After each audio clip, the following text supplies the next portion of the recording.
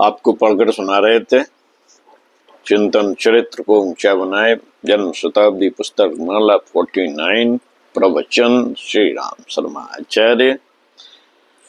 पुस्तक के पृष्ठ 15 से पढ़कर सुनाते हैं पिछले वीडियो के क्रम में। आइए सुनते हैं।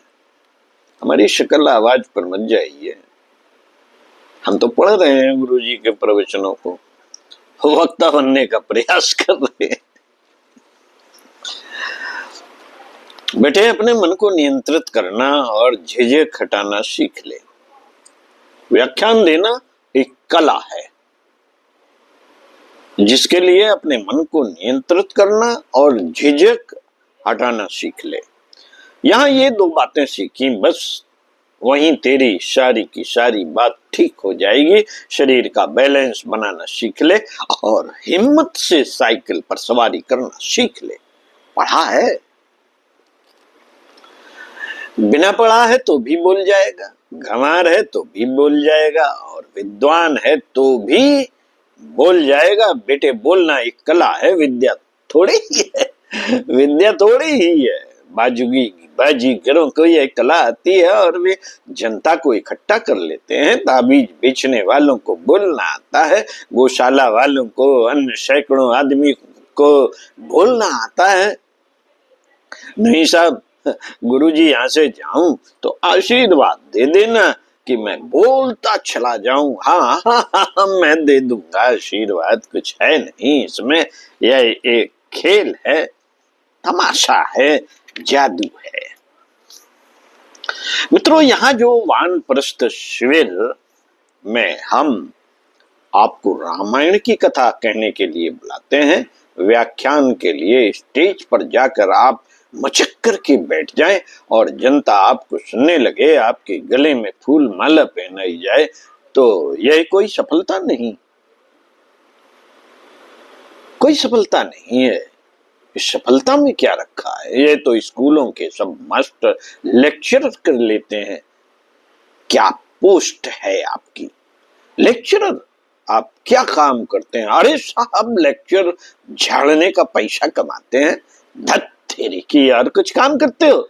नहीं साहब, कुछ काम नहीं है। आप देख लीजिए हमारी पोस्ट, लेक्चर झाड़ना, रोटी कमाना, कॉलेज और स्कूल कितने हैं?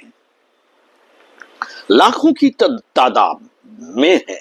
और लेक्चरर जितने देखिए लेक्चरर ही लेक्चरर। लेक्चरर से हम जनता का उद्धार कर देंगे, लेक्चर से हम यश कमा लेंगे, लेक्चर से हम बड़े आदमी हो जाएंगे। नहीं बेटे, लेक्चर बड़ी वाहियात और घटिया चीज है। थोड़े दिन पीछे अभी और देखना तमाशा, जिन लोगों ने लेक्चर देने का धंधा कायम कर रखा है और जिनके चाल चलन में जमीन आसमान का फर्क है, इन लोगों को सड़क पर बैठना मुश्किल पड़ जाएगा। कौन है ये? लेक्चरर है। अरे ये चालाक आदमी है, बदमाश आदमी है, लोगों को बहकाने के लिए आ गया है। अभी ही हो गया है, थोड़े दिन बाद तो बिल्कुल खत्म हो जाएगा। लेक्चरर की क्या कीमत रह सकती है? बेटे, हम यहाँ जो प्रशिक्षण करते हैं, जो क्रिया कृत्य कराना चाहते हैं, उसमें अनुशासन जरूरी है।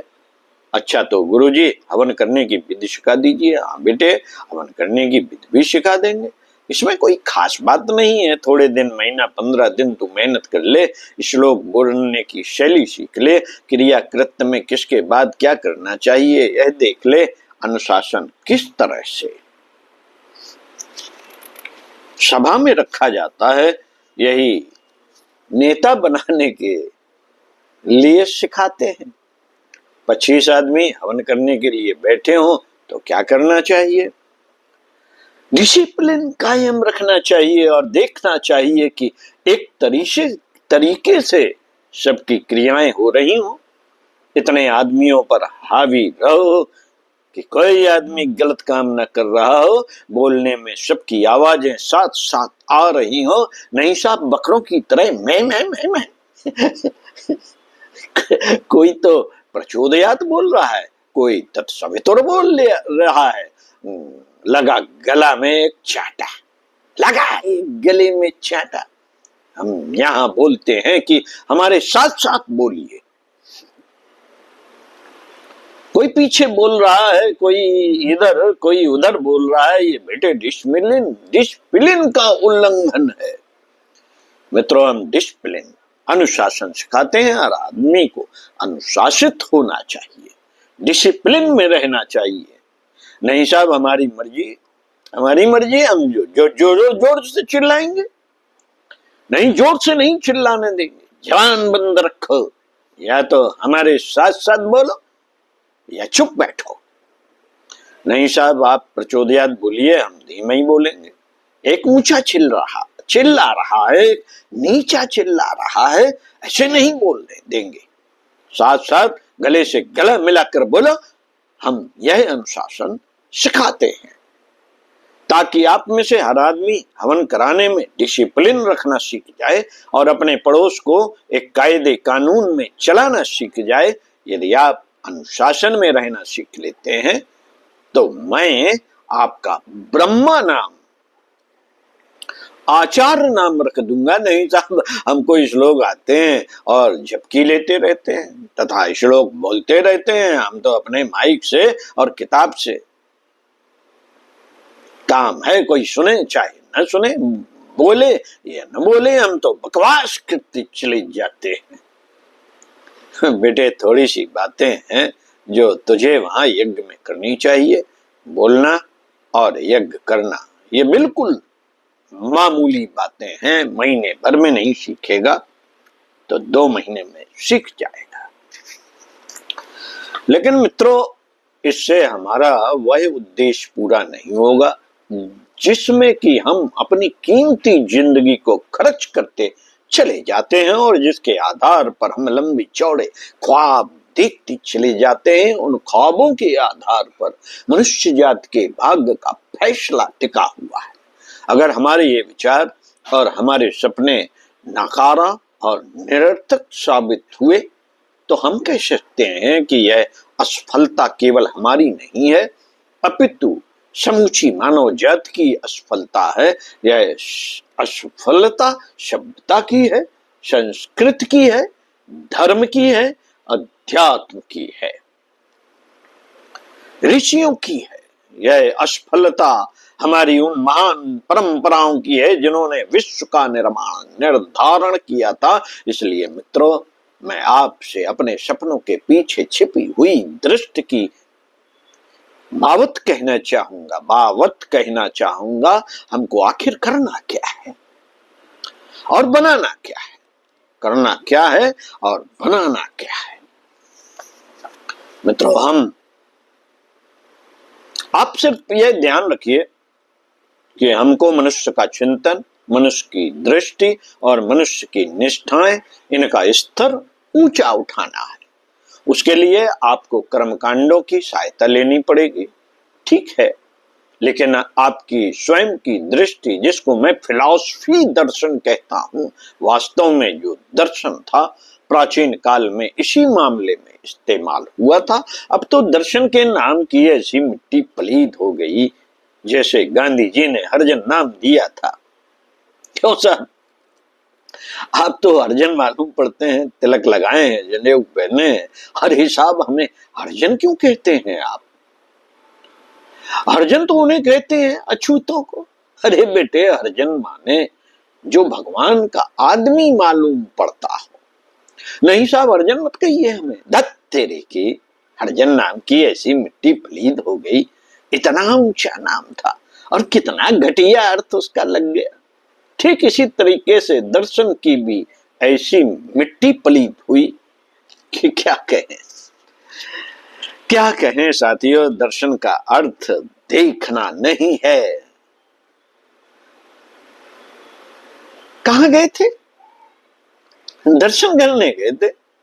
किसका दर्शन करने गए थे? साहब, बद्रीनाथ का दर्शन करने गए थे। तो कर लिया दर्शन? हाँ साहब, खूब दर्शन हो गए, एकदम बढ़िया वाले, एकदम सामने बद्रीनाथ बैठे थे। उनका विग्रह बैठा था और इतनी भीड़ थी और हमें तो एकदम सामने दर्शन हो गए। भीड़ तो बहुत थी पर हम 15 मिनट वहीं बैठे रहे, खड़े रहे और अच्छी तरह से दर्शन हो गए। दर्शन से आपका मतलब क्या है बेटे? दर्शन का अर्थ यदि देखना भर लगता है तो देखने का इतना ही फायदा होगा कि उसकी यह व्याख्या कर सकता है कि बद्रीनाथ संगमरमर के बने हैं या भूसा के बने हैं या पत्थर के बने हैं, उनकी नाक लंबी है कि चौड़ी है, बस इतना ही फायदा होगा इस दर्शन से। तो महाराज जी, इस दर्शन से तो वैकुंठ मिलेगा ना?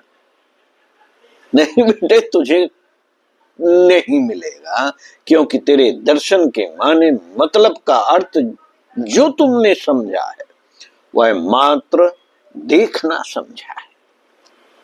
वास्तव में दर्शन का अर्थ देखना नहीं है। साथियों, दर्शन का मतलब दर्शन, ट्रू फिलॉसफी, दर्शन के पीछे एक दृष्टि काम करती है।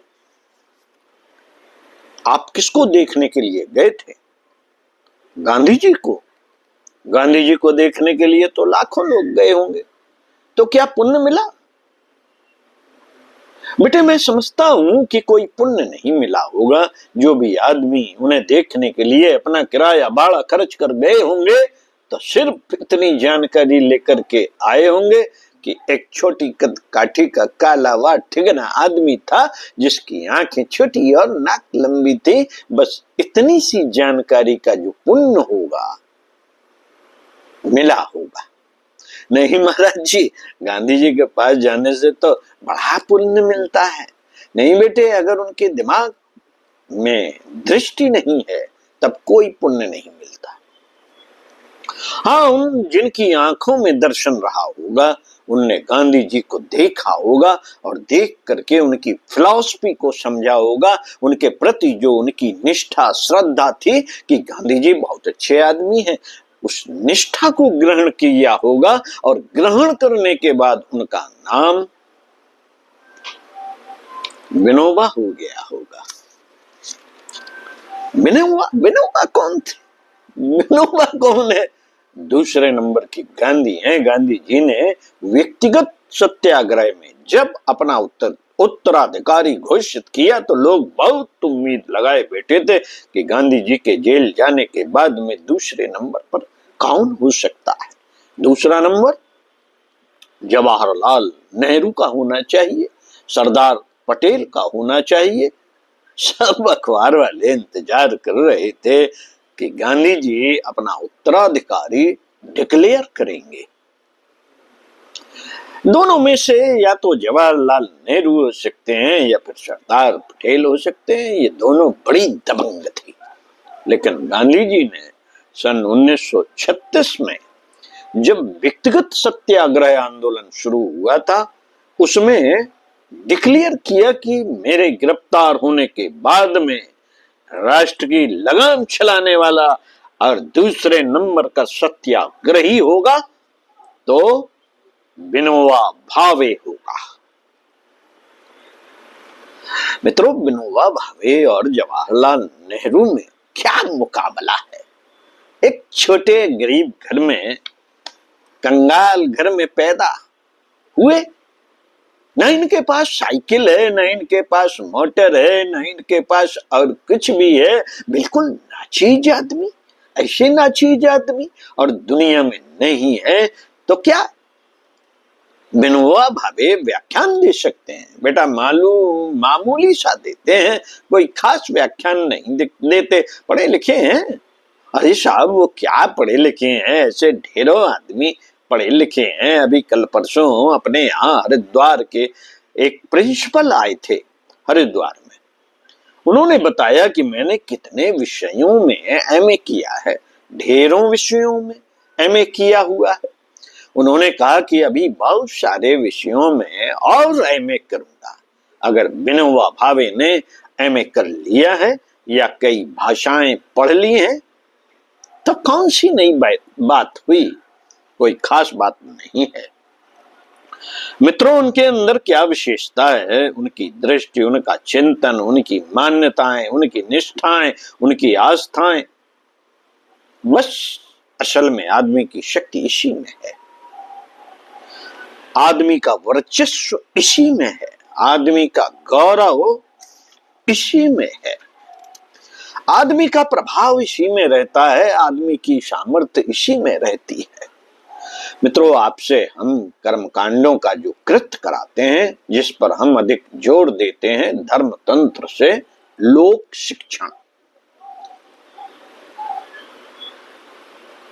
में कर्मकांडों की धूम मचा दी है और कहा है कि आप पर्व मनाइए, संस्कार मनाइए, यज्ञ कराइए, बसंत पंचमी का त्योहार मनाइए, जन्मदिन मनाइए, रामायण की कथा कराइए, भागवत की कथा कराइए। कितने सारे धार्मिक क्रियाकलाप लोगों को दिए हैं, आपको स्वयं कितने क्रियाकलाप दिए हैं। जप कीजिए, उपासना कीजिए, खिचड़ी मुद्रा कीजिए, ध्यान कीजिए, आदि कितने सारे कर्मकांड जनता को एवं आपको बता दिए हैं। तो क्या गुरु जी इन कर्म कांडों का इतना बड़ा महत्व है?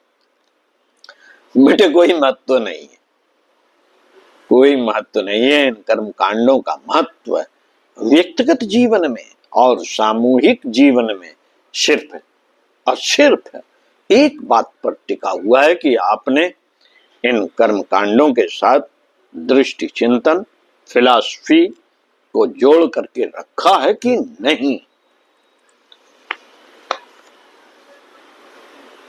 कि नहीं रखा। यदि ये चीजें आपके कर्म कांडों के साथ जुड़ी होंगी तो आपके व्यक्तिगत जीवन में उससे बहुत फायदा होगा। सामूहिक जीवन में, सामाजिक जीवन में, जिस क्षेत्र में आप ऊपर उठना चाहते हैं, आगे बढ़ाना चाहते हैं, बढ़ना चाहते हैं, आपको बेहद लाभ होगा। साथियों, जरूरी है दृष्टिकोण का परिष्कार। अगर आपने स्वयं में दृष्टिकोण का परिष्कार नहीं किया और जनता के दृष्टिकोण का परिष्कार नहीं किया, आप मात्र हवन कराते रहें। कितनी आहुतियां दी साहब? 22,000 आहुतियां दे दी, 10,000 आहुतियां दे दी। तो मैं यह पूछता हूं कि इतनी आहुतियां देने के बाद जो लोग इसमें आहुतियां देने के लिए आए थे, आखिर में आहुति देने के पीछे जो फिलॉसफी जुड़ी हुई है कि हमको उसमें कितनी आहुति देनी चाहिए, क्या त्याग करना चाहिए, बलिदान करना चाहिए, सेवा को जीवन का अंग बनाना चाहिए, यह भी सिखाया क्या? यह भी सिखाया क्या? नहीं साहब, यह तो नहीं सिखाया। फिर क्या सिखाया? दे आहुति, दे आहुति। भर्गो देवस्य धीमहि धियो यो नः प्रचोदयात्। स्वाहा स्वाहा। दे आहुति। बेटे, इससे तेरा क्या फायदा होगा? मालूम नहीं, शायद धुएं से किसी की आंखें खराब हो गई हो। नहीं महाराज जी, उस समय तो किसी की आंखें खराब नहीं हुई थी। आंखों में से पानी तो बहुतों की से टपक रहा था। देख ले, यही फायदा हो गया कि आंखों में कोई कीचड़ विचड़ रहा होगा तो धुएं से निकल गया। और क्या फायदा हो गया होगा? और बेटे, ठंडक में हवन कराया था या गर्मी में कराया था? गुरु जी ठंडक में कराया था। अच्छा, तो एक फायदा यह भी हो गया कि जाड़े के मारे जो लोग कांप रहे होंगे वे हाथ सेक रहे होंगे और हवन भी कर रहे होंगे। और कोई फायदा हुआ? और कोई फायदा नहीं हुआ। मित्रों, हवन का, कर्मकांड का जो मूल लाभ है वह उसके चिंतन का लाभ है। दृष्टिकोण के स्तर की ऊंचाई बढ़ाने का लाभ है। दृष्टिकोण के स्तर की ऊंचाई बढ़ाने का लाभ है। आप यह बात ध्यान रखना, प्राचीन काल का इतिहास और नया इतिहास यह बराबर बताते हैं कि यदि क्रियाकृत सामान्य हो तो भी उसके फल असामान्य होंगे। पिछले शिविर में एक दिन मैंने आपको एक नेवले की कहानी सुनाई थी। एक ब्राह्मण थे जो 4 रोटी का अनाज कहीं से लाए थे और भूखे रहते हुए उन्होंने 4 रोटियां दान कर दी थी। रोटी एक चंडाल ले गया था, उसके जूठे पानी में नेवले का थोड़ा अंग भीग गया था और वह सोने का हो गया। भगवान श्री कृष्ण ने जब पांडवों का यज्ञ कराया था तो उसमें वह नेवला गया था और कहने लगा कि साहब, इस यज्ञ का इतना पुण्य नहीं हुआ। तो महाराज जी, किससे होता है पुण्य? इससे पुण्य होता है कि तुम अपनी थाली में एक एक रोटी रखो लो और जो कोई भी आदमी आए उसे 4 रोटी दान कर दो। महाराज जी, तो क्या नेवला इससे सुनहला हो जाएगा? नहीं होगा।